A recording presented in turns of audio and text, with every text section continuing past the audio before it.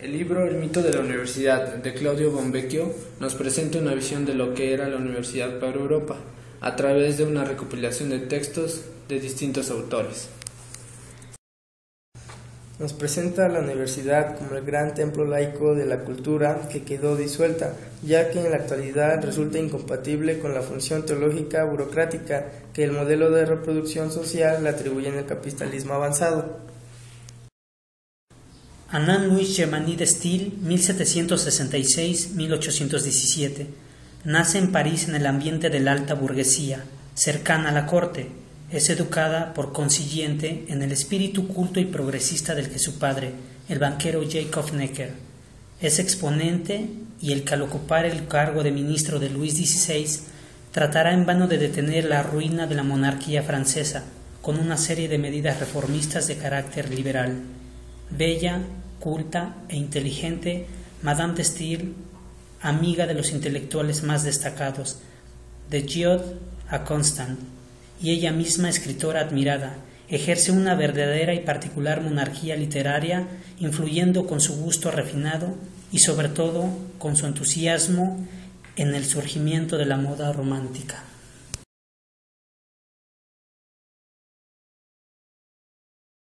Madame de Staël nos dice que el estudio gramatical exige el mismo procedimiento y la misma atención que las matemáticas, pero en él el pensamiento es mucho más activo.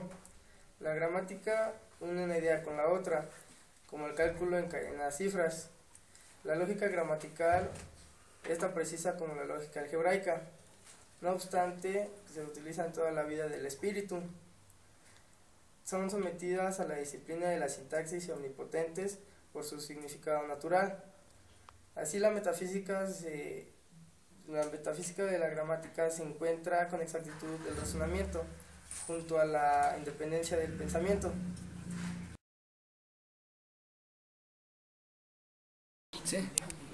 En su libro, Madame de Staël nos habla acerca de 3 sistemas educativos. El primero es el basado en matemáticas, el segundo es basado en ciencias naturales o ciencias físicas, y el tercero está basado en la enseñanza de lenguas.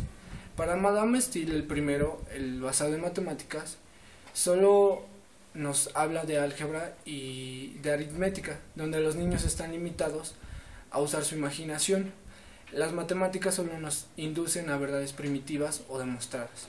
El segundo es el sistema educativo basado en ciencias naturales, donde se les enseña a los niños como un simple pasatiempo o una diversión metódica. En sí es un estudio superficial. En donde hace énfasis Madame de Staël es en el estudio de lenguas modernas o antiguas, donde primero entendemos solo palabras, después podemos concebir una frase que adquiere la gracia de la expresión. Así continuamente vamos a combinar analogías, vamos a interpretar y a comparar 2 lenguas.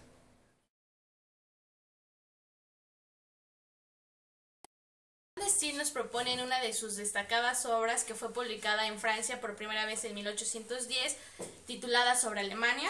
En esta obra nos polemiza contra el ambiente literario y filosófico francés, juzgando académica y cortesanamente. Alemania es para Madame de Staël en donde la imaginación es estimulada por la naturaleza salvaje y solitaria.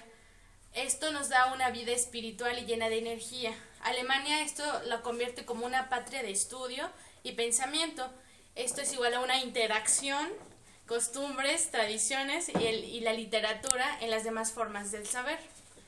También Madame de Staël divide a Alemania en 4 partes. La primera es Alemania y las costumbres de los alemanes, la literatura y las artes, la filosofía y la moral, la religión y el entusiasmo. Esta obra nos transmite la descripción a las obras literarias más famosas de las características principales de los filósofos y de la filosofía clásica alemana hasta el misticismo.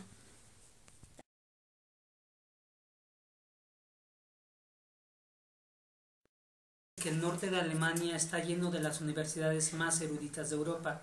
Con eruditas me refiero a que son las universidades con más conocimiento en aquel continente. Ni siquiera en Inglaterra existen la instrucción y el perfeccionamiento intelectual.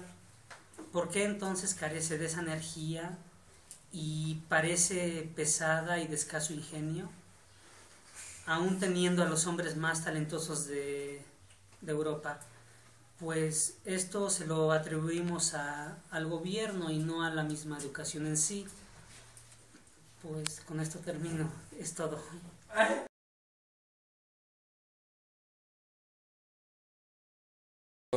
Y 3. Bueno, Madame de Staël opinaba que en cada universidad alemana consta de numerosos profesores que competían en cada una de las distintas formas de enseñanza. Así los maestros, al estar interesados en superarse, tenían a un número mayor de estudiantes. Aquellos que se preparaban en alguna carrera en particular, por ejemplo la medicina y el derecho, se sentían llamados a prepararse sobre otros temas. De ahí se deriva la universidad de los conocimientos, que se perciben casi en todos los hombres de Alemania.